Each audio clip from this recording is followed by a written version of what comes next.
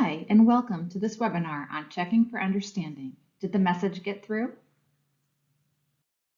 Throughout this video, you will see a paper and pencil icon on some slides, indicating a workbook activity.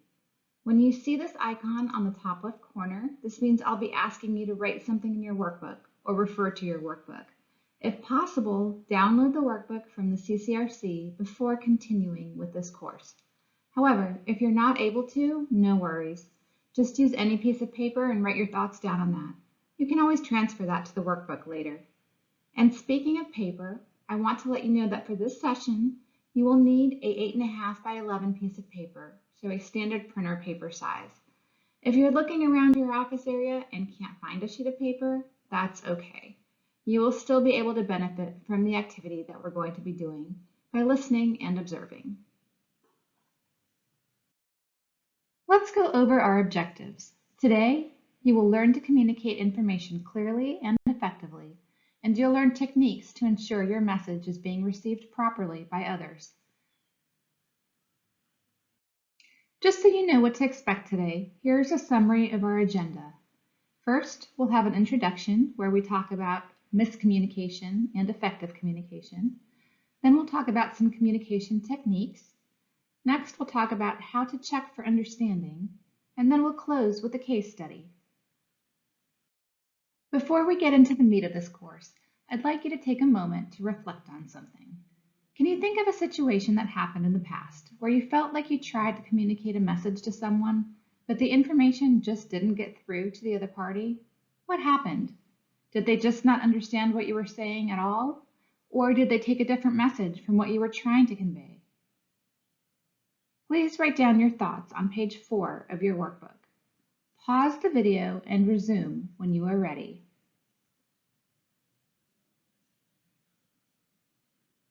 So now that you've had a chance to reflect a little bit, let's move on to talking about communication and how to check for understanding. You'll be able to take what you learn here today and apply it to your situation and see how you might have communicated your message a little differently in order to ensure that the message got through. Moving forward, you'll be able to use these techniques in your communications. Before we talk about good communication, let's talk about miscommunication. We've all been there, right? We're given a task or leave a meeting and have no idea what to do next. Or conversely, we've tried to convey a message to someone and felt like we just didn't get through. This can be very frustrating, both for the person who's assigning the task or conveying the information, and for those who are supposed to complete it.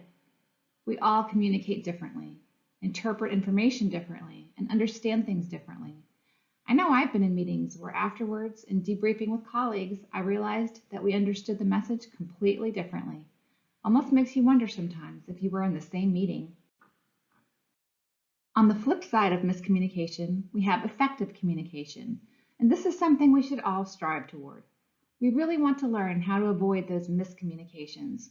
Specifically, benefits to learning how to communicate effectively include: it avoids confusion, it provides purpose, it creates accountability, and it builds positive organizational culture. I want to do an exercise with you that will really demonstrate the importance of effective communication. If you have it, I'd like you to take out a sheet of paper. All you need to do is listen to me and follow my instructions. I'm going to read you the rules and then we'll get started. The rules are: close your eyes and just listen and follow my instructions. And if you get confused, do not replay any of the instructions. Just do the best you can and move forward. So the instructions are: fold your sheet of paper in half. Now tear off the upper right corner. Next, fold your paper in half again. Now tear off the lower right corner. Now fold your paper in half again. And tear off the upper left corner. Next, fold your paper in half a final time. Now tear off the lower left corner. Now unfold your paper and go ahead and open your eyes and look at your piece of paper. Thank you for participating. I also performed this exercise with a couple of my family members, and here are the pictures of their products. One thing we noticed immediately is that every single product we've come up with here is different. So let's talk about that. Why does every piece of paper look different? I thought my instructions were crystal clear. No? I suppose that if I had done such a great job, our final product would have looked a little bit more consistent, right? Take a few moments to think about what about the instructions you were given might have caused some miscommunication. Enter your thoughts on page 5 of your workbook. Pause the video and resume when you are ready.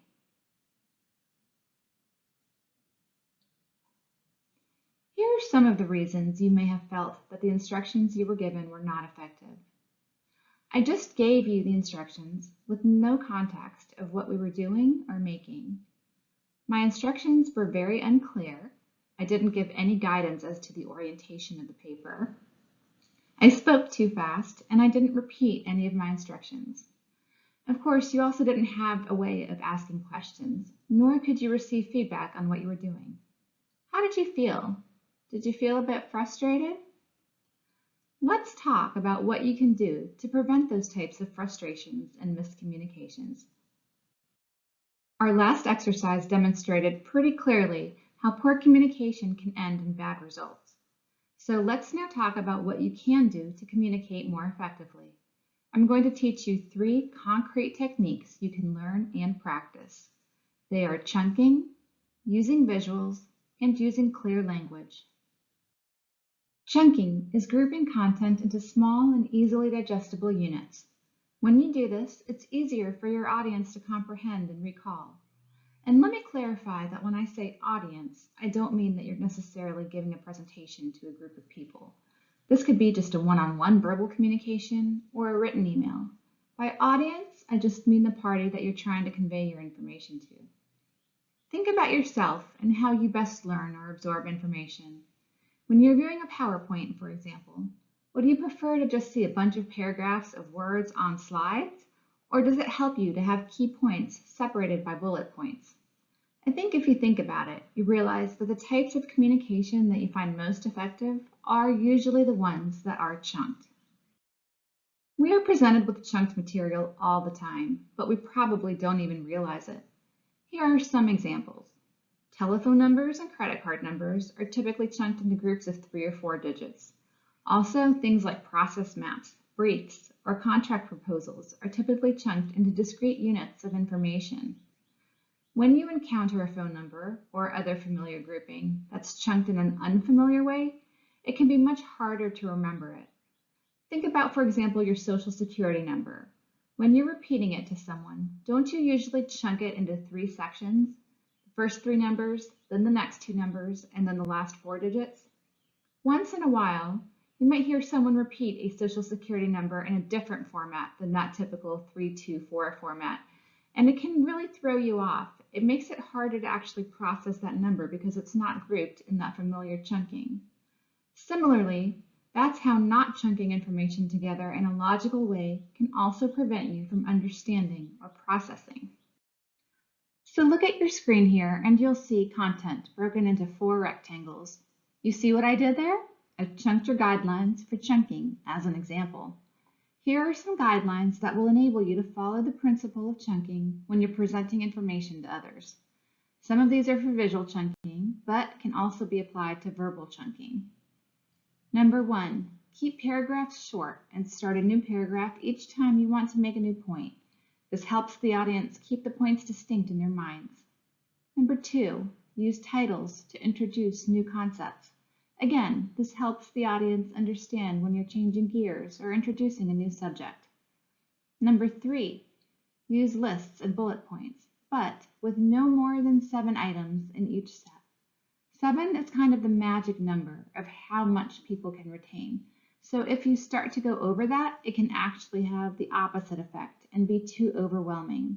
So you want to try to group things in 7 or less. If you have more than 7 items or concepts that you want to present, you should break them up into multiple sessions.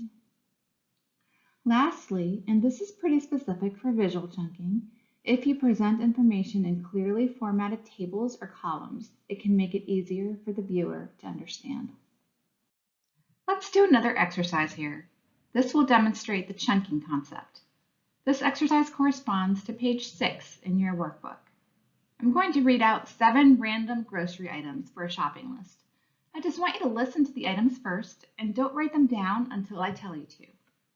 So here are the 7 items: cherries, milk, bananas, pepper, yogurt, apples, and salt.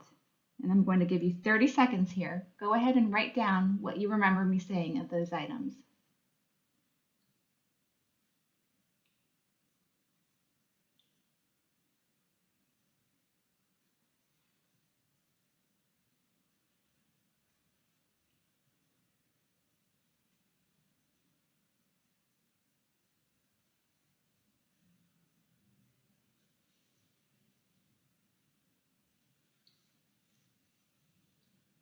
Okay, now I'm going to repeat the items I said. I want you to compare that to what you wrote down and count how many you got correct. The list was cherries, milk, bananas, pepper, yogurt, apples, and salt.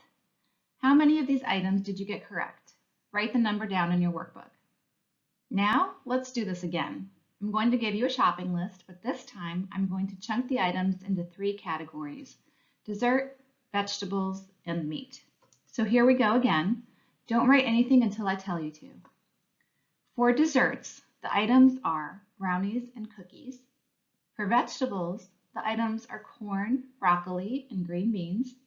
And for meat, the items are chicken and bacon. Again, I'll give you 30 seconds here. Go ahead and write down the items you remember me saying.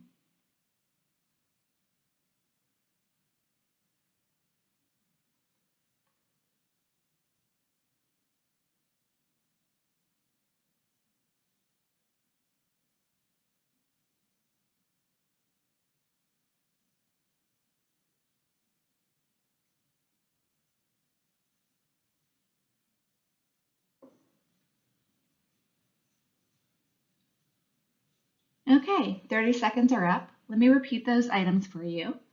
The items were brownies, cookies, corn, broccoli, green beans, chicken, and bacon. How many of those items were you able to remember? Write down the number of how many items you got correct in your workbook. Were you able to remember more items when you were given the items chunked into categories? When performed with a group during a live session of this webinar, the majority of participants found they were able to remember more when the items were categorized. This exercise uses very specific chunking of items, but the concept translates to information in general. Chunking is one technique we can use to clearly present our information. Another is using visuals or illustrations. I'm sure you've heard the expression, a picture is worth 1,000 words, right? Intuitively, I think it makes sense why visuals would help get your message across, especially for those of us who are visual learners. First, visual communication saves time by relaying messages faster. In this day and age, when we're just always going, we want to do whatever we can to be efficient. If you were trying to learn something new, would you rather see a visual that clearly depicts the information you need to know, rather than having to read a lot of words, or even hearing someone just talking at you? Secondly, visuals can help make sure that a message is clearly delivered. Sometimes there's less room for second guessing or multiple interpretations if you have a visual in front of you that depicts the situation. Thirdly, using visuals can help in getting a more consistent message across. You know that game Telephone, where you tell one person something and then that message gets passed on and passed on again? And by the time everyone has received the message, it has a completely different meaning. By providing a visual, you can circumvent that. Everyone has the same information. Lastly, by using a visual, you can actually help the audience remember your message better. According to the Social Science Research Network, about 65% of us are primarily visual learners. I know for myself, it's much easier if I see something illustrated than just to have someone explain something for me. For example, if I was assembling a piece of furniture, I'd much rather have the steps drawn out for me than have it explained to me with verbal instructions.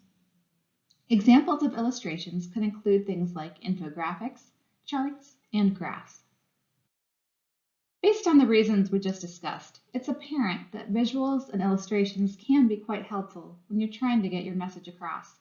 So let's go over some guidelines and tips for how you can make those visuals effective. Here are some key tips for that. Start with high quality content. Identify key information. Define a purpose. Someone looking at the visual should immediately be able to tell what it is conveying. Choose the right type of visual. And keep it simple. Make it easy to interpret. Here's an example of a visual that has a ton of information on it. But how useful is it really? Let's do a quick exercise. Here's the question. In what year did Facebook have 400 million users? I'll give you 10 seconds to see if you can get the correct answer. You can enter it on page 7 of your workbook if you'd like.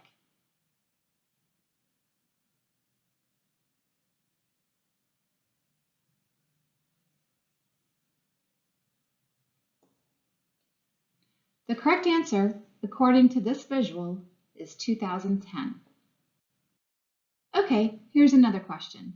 Again, you can enter it on page 7 of your workbook if you'd like. What percentage of people are using Facebook on a daily basis? I'll give you 10 seconds here to see if you can come up with the correct answer.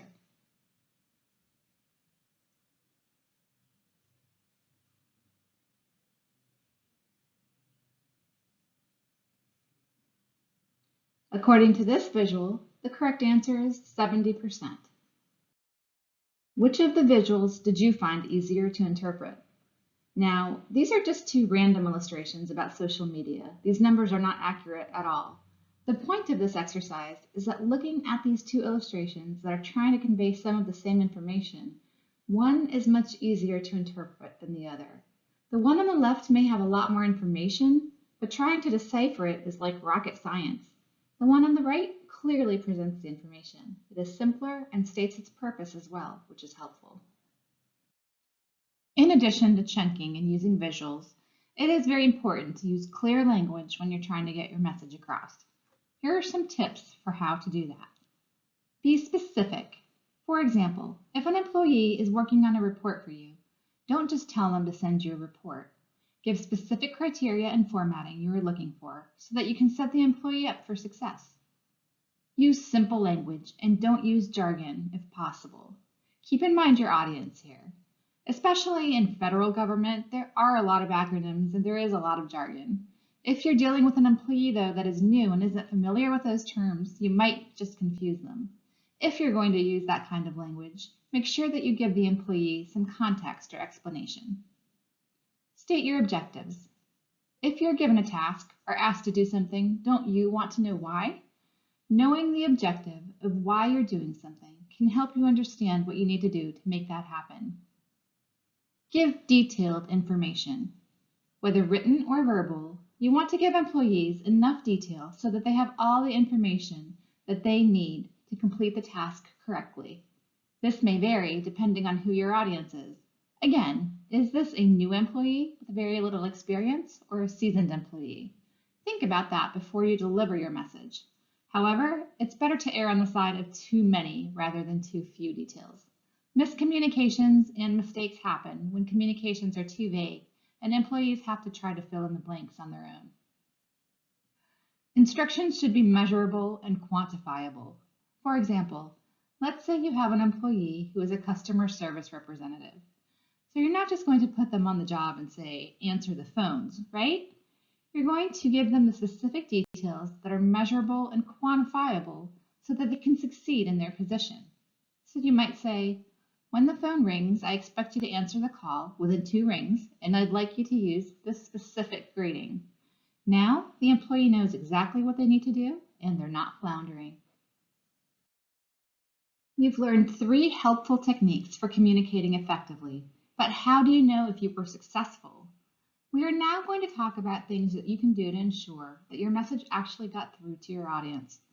2 things you can do to ensure that your message was correctly received are active listening and getting feedback. There is a difference between just hearing the words that come out of someone's mouth and actually listening and comprehending what someone is saying. Active listening involves really making an effort to understand what someone is telling you. When you're actively listening, you're not just listening with your ears, but also paying attention to nonverbal cues. Active listening goes both ways. Of course, you expect your audience to be actively listening to you, but you actually owe it to your audience to be actively listening to them as well, so that you can ensure that they're understanding your message. Let's talk about how to listen actively. Here are 4 techniques you can get into the habit of doing so that you can become a good active listener. They are paraphrasing, clarifying, probing, and reflection or perception checking. We'll go into each of those in a bit more detail. Paraphrasing is when you take someone else's statement and restate it in your own words to clarify that you've understood correctly. When you paraphrase, you don't put any of your own feelings or emotions into the restatement. You're just objectively stating what you heard the other person say. The way you can start that statement is to say, for example, "What I'm hearing is," or "It sounds like you're telling me." Let's do a little exercise here. I'm going to make a statement and I'd like you to practice paraphrasing. Listen to what I say and then paraphrase it for me in your workbook on page 8. My statement is, I like living in Richmond, Virginia because I'm less than 2 hours away from both the beach and the mountains, but I still get the benefit of city living. In your workbook, go ahead and paraphrase what you just heard me say. You don't have to try and remember my exact words, but just get my overall meaning across. Pause the video and resume when you're ready.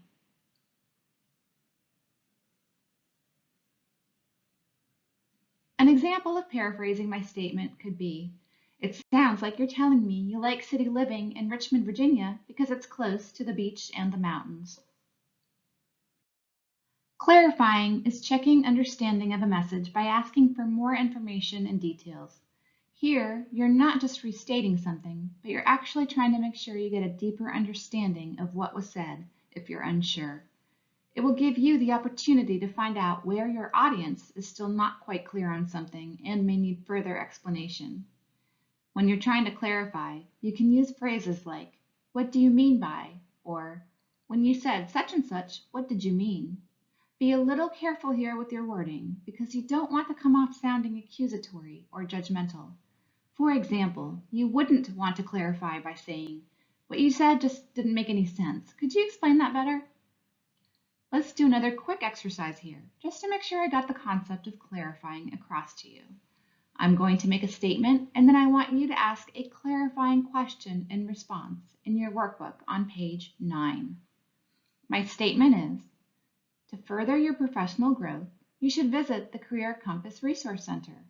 On this website, you will find videos, podcasts, infographics, and more regarding the 20 non-technical competencies. And you don't need a CAP card to access the content. So on page 9 of your workbook, practice asking a clarifying question regarding that statement. Pause the video and resume when you are ready. Examples of clarifying questions could be, for example, what is the website for the CCRC? Or what is a non-technical competency? Probing is a more detailed method of clarifying. Here, you're asking for more than just a simple clarification of a key point. You're really trying to get more to the bottom of things. Probing is designed to gain a deeper understanding of a concept or message. Examples of probing questions would be, can you explain why this matters here? Again, you want to be careful here to leave all judgment out of the question. So don't ask questions like, how could you have thought that? Or what made you do it that way? It's very subtle, but you can hear the difference between asking, what are your concerns? Instead of, why are you worried about that? Right? Probing questions are very appropriate to use when you're trying to stimulate critical thinking or to really ensure that you have an understanding of the big picture of a situation. For example, with my previous statement about the CCRC, a probing question might be, how does the CCRC relate to my career development? A perception check is when you state what you perceive the other to be experiencing. Perception checking accomplishes 3 things. It shows an understanding of the emotional content and meaning of messages. It shows the speaker you understand a situation from their perspective, and it encourages the speaker to express themselves. Up to this point, with the paraphrasing, clarifying, and probing, We kept emotion out of it. But with perception checking, you're actually trying to gauge your audience's feelings. This is also called reflective listening, and it's basically active listening plus understanding the emotional content of messages. So in addition to responding to a person by paraphrasing or clarifying, with perception checking, you also want to let them know that you're trying to make sure that you understand their feelings about a situation correctly. You listening reflectively can actually help your audience because it shows them that they've been heard or understood. It can help them sort out any confusion they were feeling that was preventing them from really understanding your message. Some example phrases that you could use to try to draw out someone's perceptions about a situation are to start a sentence with "from your point of view" or "as you see it." Here are some tips for how to successfully listen reflectively. Be natural. Listen for the basic message. Restate in simple terms. Do not question the speaker unnecessarily. Do not add to the speaker's meaning. And, as already discussed, always be non-directive and non-judgmental. Feedback is getting your audience's response. It enables you to evaluate whether your message got through and how well you conveyed it. To get feedback, you want to make sure you're asking questions while you're presenting information to make sure your audience understands. This can be as simple as asking, "Does anyone have any questions?" or "Is there anything I need to clarify here?" Be on the lookout for nonverbal feedback as well. Most people don't have a great poker face, so sometimes you can see in their demeanor that they're confused. They may be too self-conscious to ask for clarification, so try to take some of the initiative and check on those nonverbal cues. This relates back to the reflective listening as well. You can also follow up after the fact with employees to see whether your message got through by employing surveys or emails to check whether there are any outstanding questions or whether there's any lingering confusion. Employees often feel that their feedback is not welcomed, so you may need to really stress that you do welcome any questions or comments. One example of getting feedback during a presentation is to take a poll. Let's do that now. In order to see whether my message is resonating with you, I'm going to ask a poll question. What is the maximum number of items you should chunk together? Is it 2, 5, 7, or 12? Pause the video and enter your answer on page 9 of your workbook. Resume the video when you are ready.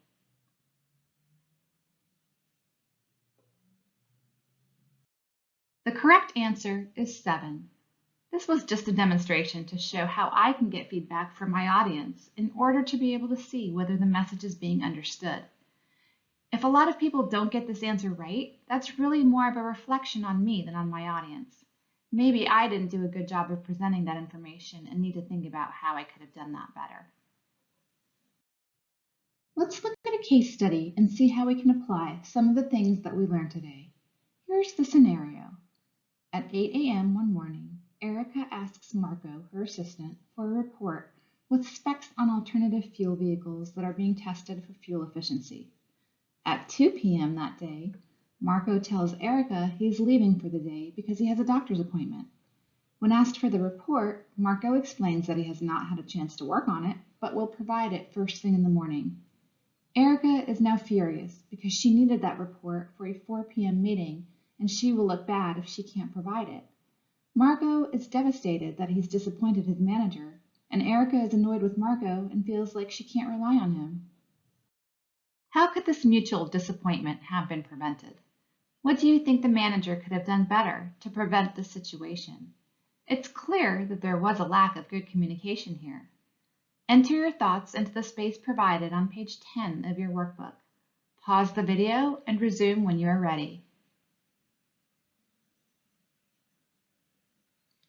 In this example, Erica simply assumed that because she is his boss, Marco would prioritize her request above anything else he was already working on. Examples of things she could have done differently include that she should have used more clear language when making her request. For example, she should have given Marco a specific deadline. Then, she should have checked for understanding to make sure that her message got through. She could have checked to see whether Margot understood the deadline by asking clarifying questions or having Margot paraphrase the expectations. She could also have asked some probing questions, such as where will you get the information or will you need help to complete the project? This would have ensured that Margot understood his assignment and could have had it finished in time for her deadline. In summary, today we discussed the importance of effective communication, tips for effective communication, checking for understanding, and we went through a brief case study to see how the concepts you learned can be applied in a work setting. What we discussed today was geared towards your workplace communications, but everything you learned here can also be applied to personal situations. Effective communication can benefit you in every aspect of life.